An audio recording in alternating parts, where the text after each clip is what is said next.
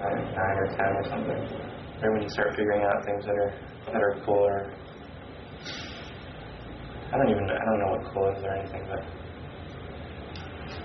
it wasn't right. I knew that. It wasn't like a cool kid thing.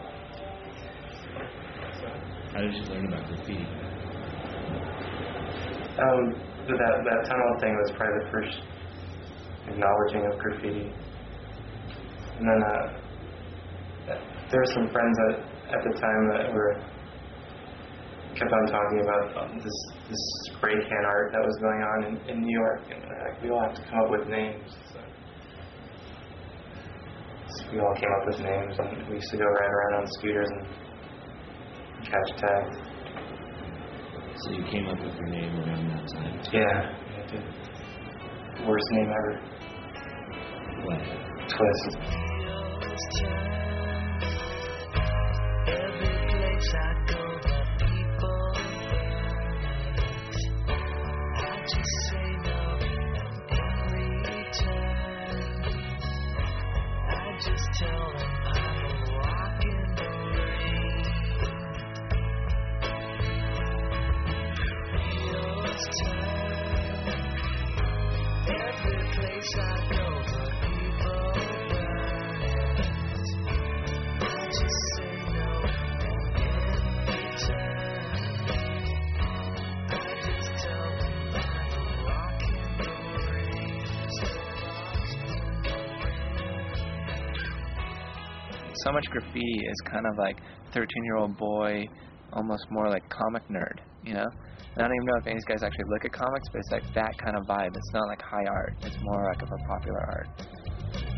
I think the basic tag and tagging on private property is. I like to think of it as something that's just like really political and just like antagonizing. It's not really that antagonizing. You get rid of it, with a roller. It's not like. But I think the act in itself is antagonizing. It's communication, like on the simplest form. It's just communicating to other kids at a glance, I mean, you can look at something for a half a second and the style, the risks they took, everything, It's all condensed into one 3.5 second movement.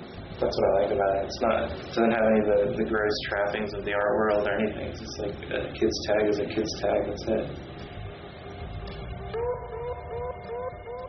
And I think like nerds are like the dispossessed do sort of inherit the creative earth, you know what I mean? If you're not dispossessed, why make art? If you're not feeling pretty rejected and all that stuff, you probably just be a little bit more content and not have this need to save your life making something.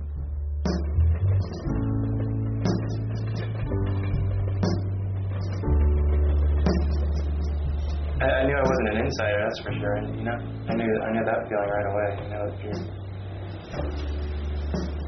You figure that out pretty quick, like in public school systems, where the order of things or where you sit, or I just always gravitated toward the other awkward kids. The kids that were had birthmarks on their faces or whatever. As a kid, you kind of gauge your life against your friends' lives, and because of that, I never complained about it. And then as you grow up, you kind of realize, like, in general terms, my life was kind of shitty. All my friends came from broken homes. All my friends' dads hit them and beat them and stuff. So I never felt like that's a very extraordinary thing, and probably in reality, it's not. I was just pissed, I was just pissed in general. Like, I came from a culture that. The punk rock thing that really kind of nurtured being pissed, so like it was alright to be angry, and it related to my frustrations in my life. I got subcultural when I was like in 7th grade or something. That was really cool for me, super fun. To switch like positions to go from being like a freak, just a regular freak, to being like a cool freak, kind of. It's really nice. When I got into high school, there were older kids there, and that was when I really discovered there was like a group of other kids who fucking hated life and hated school and hated parents. These are my real family. These are the people who I can kind of tell anything to. And it felt good, you know? It felt good, and it was sort of when I really felt like I started to figure out who I was as a person.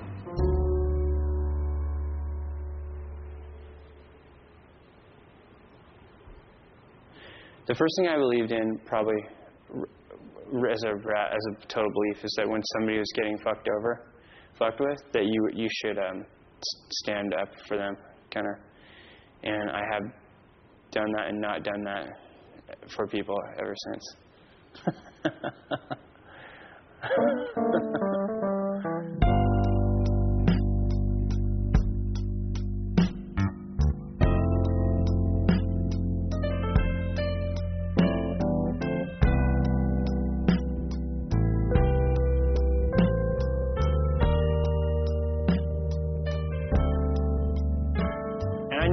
Some people think it's dumb to even paint, but you know what? That's cool. Because some people think it's dumb to like do everything, you know. But to me, life isn't just about problems. You know, it's problematic. I'm a visual thinker, you know, and so to me, this is what I have to deal with. Other people, they figure out their ways to do it, but I have to do this. This makes me feel good. I have to paint this just for this. But to me, that makes total sense. You know? But, you know, it's like, wake up, pay the bill, make organic eggs, continue kissing my beautiful wife that I love. Take the dog out. Don't pee in the house. You know what I mean? Don't get killed by the car. You know, like, pay taxes. Get vibed by somebody on the street because they were having a bad day and you're in the perfect spot to get told fuck off. You know, just smile nicely at somebody.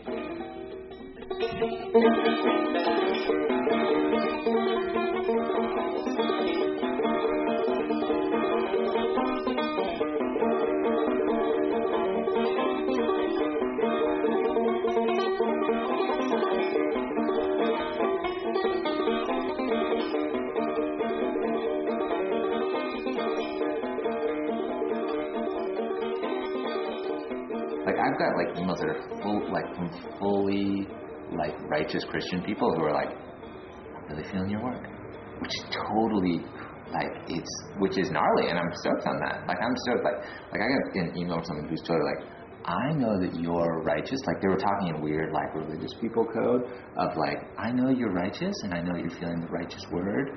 Keep at it. Good work. Like, as if like I'm in on it. That you are totally like spreading the gospel through your work in like a secret way. So, and I was like, that's awesome. Like, this person has this whole thing with what I'm doing, and I can kind of see it. Like, there's some sort of like the vaguity of what I do. Like, it's like vague messaging where it's like there's a kind of like positivity to it. There's these moments that like I try to create in my work where you kind of like lose yourself a little bit, where you are looking at something that's familiar but you don't know, and you have a relationship to it but you don't really know what that is, and then you're reading some piece of text that you're like is like telling you something, and I think like that's there's like spirituality in that in some way. I think there's this kind of like losing yourself and kind of like you know, you're changing your view on things a little bit, maybe.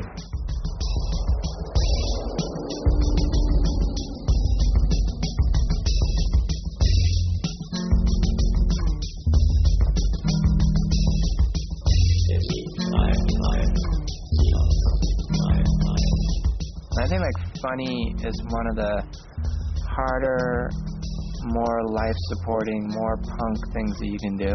You know, like funny can be like the best sledgehammer, you know, and it's also like why have cancer? You know, why not be funny? You know what I mean? That's so much of the of art or the shit that we're involved in is the angst, you know.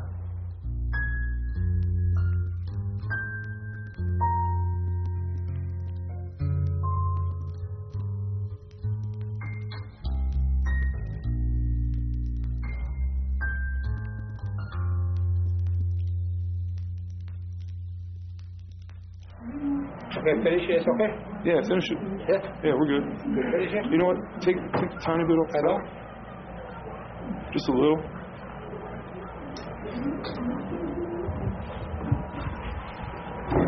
Yeah, that's right. Now we're doing it. Yeah.